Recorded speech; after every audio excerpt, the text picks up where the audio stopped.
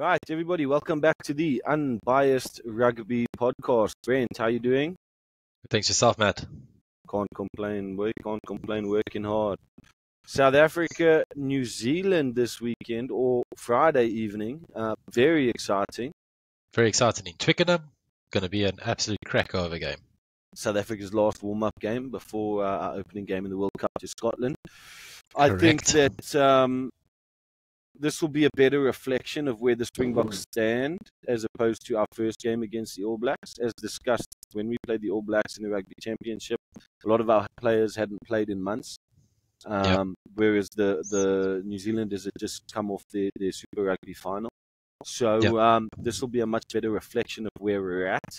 I don't think that we can judge our ability at the moment against the teams we played, such as Wales and Argentina. That was a bit of a walkover, to be honest with you. The Wales game was a bit of a walkover. That wasn't really fair. No. But it was like playing the blind school. That's it. Yeah, so you can't really take much out of that game. We had great ball running and everything like that, but it was just you can't take much out of it. I enjoyed watching it. It was a good spectacle to watch, but I'm not taking too much out of it. I'm focusing more on this weekend's game. In order for us to do well, we need to beat New Zealand this coming weekend. We have 100%. And I think with the team that we picked, we have the ability to do that. I agree with you. You know, if you look at our starting lineup, Stephen Kitsoff, 1, Malcolm Marx, Frans Malherbe, Eben Etzebeth, Frank Mostert, Sia Khaleesi, Peter Steph du Toit, Dwayne Vermeulen, Faf de Klerk, Mani Lebok, Mapimpi, Esterhuizen, Kanan Moody at 13. That's something we're definitely going to talk about. Kurt Lee at 14 and Damian Willemse at 15. I mean, our bench, we're looking at Bongi Ombanambi, Austin Chen, Trevor Nyakani. That's normally what we would start our front row as, but I really like that they've brought on Malcolm Marx to start. It's been a thing for me for a long time. I think it's a necessity to beat New Zealand to have him on the field, you know, at least 80 minutes of the game. But they'll probably swap him out at 50 to 60 minutes as they normally do. Jean Klein, love it. Absolutely love it with Archie Snyman on the bench. That lock duo from Munster coming in to replace Eben Etzebeth and Frankie Mostert. I've got no problems with that. Marco van Staden, you know, I mean, we were talking about Esterhuizen and Marco van Staden, you know, from game one. Correct. From the first game of the Rugby Championship. I mean, they were having such immensely. an URC season. They were insane. And I mentioned to you, Marco van Staden, ball stealer extraordinaire. Yeah, He's such a brilliant and a hard player. runner. I mean, he gets over the gain line most of the time. He's good defensively. He's good to get over the gain line. He's good to steal the ball. You know, in the ruck, he's brilliant. So Marco van Staden and Esterhuizen coming in, I'm so happy, extremely excited for that. Kobus Reinach on the bench, no issue with that. I've always rated him. I love it. And Willie Leroux at 15, you know, the experience he brings off the bench, coming in at the last 20 minutes, the attacking game he brings, the element. He's had a great season so far, Matt. This oak sees things that no one else sees. I'll tell you what, he's putting people in gaps. Yeah, he's having a much better runner-up to this World Cup than he did to the last one. That much. 100%. 100%. So that is the Springboks starting lineup as well as the bench. I will have that up on the screen for you. Couple of things, hey, like we just mentioned, the bringing in of Marco van Staden and Esterhuizen against the All Blacks. I think they've got someone to prove, and I think that they've got a great opportunity now to prove it against the All Blacks. I mean, this is make or break right now. Jean Klein he's just paved his way in. He's done well. He's done very well. He's done extremely well. You know, just to rock up one day out of nowhere and just almost cement his spot in the Springbok side. You know, I'm very impressed. Kanan Moody at 13. A lot of people are losing their minds. I love it.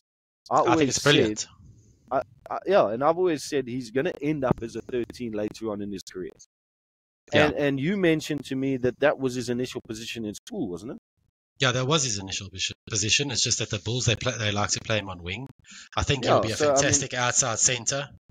He's got everything. He's not a small character. He's quite large in stature. He's got a terrific step on him. He's got mad pace. Ball handling skills is on par. I think he's gonna create waves there in that 13 position. To be honest with you, yeah, under the high ball, he's a monster. brilliant. I mean, who he reminds me of under the high ball is Israel Folau. Oh yeah. And No, he's great. I'm very happy with this because I mean I mentioned in a video a couple of weeks ago that what do you do with Kane and Moody? There's just not enough space in the squad. Unfortunately, he can't go. No, make space. That's space. it. 2 man of the match performances, one after the other against Argentina and against Wales. And unfortunately for Jesse Creel, because I think he played immensely against Wales. I think 100%. He did really well, but it's like we said, we're not taking too much from that Wales game. So I'm very excited for this. I think he's going to slot in there very well. And I think there's not going to be too much clashing because he's not next to the likes of Dielendi, because Dielendi's used to Creel. Now he's got this new centre pairing with Andre Esterhuizen. They can sort of form a centre pairing together. Correct. I think it's definitely not a negative, Matt. I think that this is a massive step forward. The most excited thing that I've been about the Springboks squad in years. I'm excited, very excited. And I do think with the likes of, let's be honest now, with the likes of Libbok running that backline and stuff like it, you can't really go wrong. Libbok does have the way of putting players into space. Players like Andre Esterhuizen is a fantastic ball runner, and Kane Moody's going to get a lot more opportunities on 13 than he has been on 14. Let's be honest. Yeah, absolutely. Let's not Let's not get ahead of ourselves. Yeah, Moni Libbok is brilliant. He runs a back line. He's like a magician, but we can't run away from the goal kicking issue. We can't step away from that. That is a big problem that we need to fix, and we need to fix it fast. If Pollard is not coming back, which I kind of think that he will. I know you mentioned to me that he's been sent back to his club. Yeah, him, Thomas du Toit, I think there were 9 players that were sent back to South Africa now that will only be allowed into the squad if someone's injured. So it is a concerning factor, Matt. I don't know if you can't win World Cups if you can't kick. You know what I mean? That's the problem. So I don't know if they're going to maybe move it on to maybe Faf de Klerk or Cheslin Colby to be the kicker. But then again, then you're also taking away certain positions from, example, Grant Williams or Makazolo Kurtri Adrianse on the wing, because then those players have to play the full 80 minutes to be doing that kicking. That's what's the problem now at the moment. Yeah, look, I think that Colby's going to play ahead of Arendse, regardless. If it comes down to the quarterfinal, semi-final, final, I think Colby will play ahead of Arendse anyway, so he will be there to kick. That's just my opinion. He's definitely our most targeted player. If you look at what happened with Wales, they targeted him. They took him out in the air, I think, 2 or 3 times, but he still came back. He was giving them absolute havoc. Oh, listen, he made I think something like 3 or 4 clean breaks with 9 or 10 defenders beaten, and I mean, you're stepping them blind all the time, and he had 3 or 4 guys on him all the time. Yeah. So, I mean, we spoke a little bit before about who we think New Zealand are going to play. Do you want to run through that for us? So just the starting 15. I don't think we need to go through the bench. My predictions are Ethan de Groot, Cody Taylor, Tyrell Lennox, Scott Barrett, Sam Whitlock, Luke Jacobson, Sam Kane. Frizzell's injured with a hamstring injury at the moment. He's got a bit of a niggle, so that he probably won't be in the opening of the World Cup. That's unfortunate, It's a massive hit. That's a massive hit. They lost to Chuck Norris. Especially against France in the opening of the World Cup. I mean, I dig the player. He's brilliant. I absolutely dig him.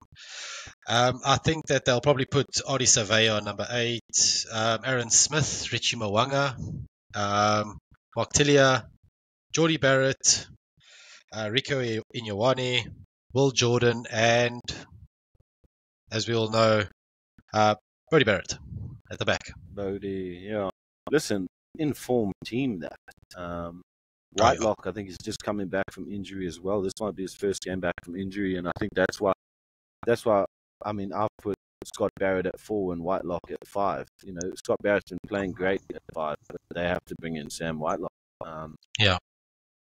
So we'll see how that turns out. I think this is going to be an immensely close game. Going back to the goal kicking, you know, with the case of New Zealand having a Richie Mwanga who doesn't miss a kick, that's where we're gonna run into problems. I mean, we spoke about it earlier, where the thing with New Zealand is Malcolm Marx can go over within their 45-meter line and steal a ball, and we can kick a penalty if we can convert it with Libok on the field. Sorry to say, but it doesn't matter, because as soon as you kick a penalty, New Zealand come back and score a try. Yeah, and that's just generally what happens. So it's super important to get those 3 points every time you go for it, because we also know that, sometimes you need those 3 points. New Zealand's defense is insane. Let's be honest now, it's insane. So we can't always go for the touchline because they are expecting that ball to come. So sometimes you've got to take the three points and recuperate and start again. But the thing is, if you get that opportunity for the 3, you've got to take it. You can't be hanging it out there to the left and the right. I think we touched on. I mean, New Zealand's last game was against Australia, where they just nudged ahead. They're in New Zealand by 3 points or something like that. What a performance by Australia! And brilliant. I just think New Zealand were put under pressure, which is what we need to do this weekend. Now, we all spoke about how New Zealand started well but didn't finish well. Let me tell you what, they didn't start well against Australia, but they finished bloody strong. So we know they can do both. They always can. So in other words, in order for the Springboks to win this game, we need to dominate them for almost 80 minutes. At least 60 minutes of this game, we need to dominate New Zealand to win. And I think we can do it. I'm thinking with the forward pack coming on at the moment to start off with, I think it's going to make a massive difference. I mean, Malcolm Marx, you wanted to talk a little bit about Marx coming on as a starter. Yeah, it's also, after that try last week, he's now tied the record with Skalkberger for the most amount of tries scored as a forward. I mean, the sake is, he's not doing much wrong at the moment. Right now, I actually want to give him the ball to kick for posts, because he just can't seem to do anything wrong. Listen, best number 2 in the world. You can tell me what you want. Anybody can tell me what they want. Malcolm Marx is the best number 2 in the world, and we constantly play him off the bench, which I disagree with. I'm so happy for the last 2 games. What I am worried about, Matt, is this is a massive game before a World Cup to be putting these type of squads together. The injuries that can come out of a game, but the injuries that can come out of a game like this make me very nervous. I understand where you're coming from, but as well, we can't afford to lose this game. We've just done a World Cup prediction. We've just done a prediction in our last video. We will link it in the end if you want to see our predictions of the World Cup. If you want to see who we think is going to win the Rugby World Cup, or at least make it to the final, watch our last video. We will have it pinned here at the end. But in order for us to perform against New Zealand in the World Cup, we need to beat them this weekend. We cannot go into a World Cup and potentially play New Zealand in a final where we've lost 2 games to them. Or it's like a quarterfinal. There's a good chance that we meet them in the quarters. There is a possibility of it. It's not. There is. So we have to do something this weekend that can show that we can compete. Yeah, it's like I said in the 2019 World Cup. As soon as England beat New Zealand in the semis, I sat there screaming, saying we've just won the World Cup. We hadn't even played the final yet, because I knew we'd beat England in the final. But if we played New Zealand, I think we would have lost that final in 2019. I'd probably be with you on that one. So we need to perform and we need to make a statement this weekend, and I think they have to play a strong team. And I agree with this team. You know, and if you want to go into it, you can say that they are still experimenting, putting Moody at 13, but I think it's, if anything, it's a benefit instead of a gamble. For sure, definitely.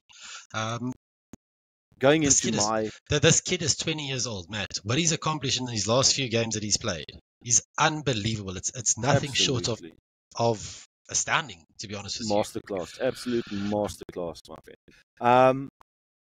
Predictions. I'm sitting in Obviously, I'm wearing a green jersey. I'll always wear a green jersey, but I think that South Africa can win this game. I don't think it's going to be by much, but I think it's going to be a 5-pointer. It can go either way for me, but I think the Boks are going to take it either within 5 points. I'm going to go with 27-24 to the Boks. Yeah, it's a bold prediction. I do understand that New Zealand is super good, but I've still got to back my team. But listen, we're on neutral ground. We're on neutral ground. We're on neutral ground in Twickenham. We played them in New Zealand in the last test, and we showed we can play.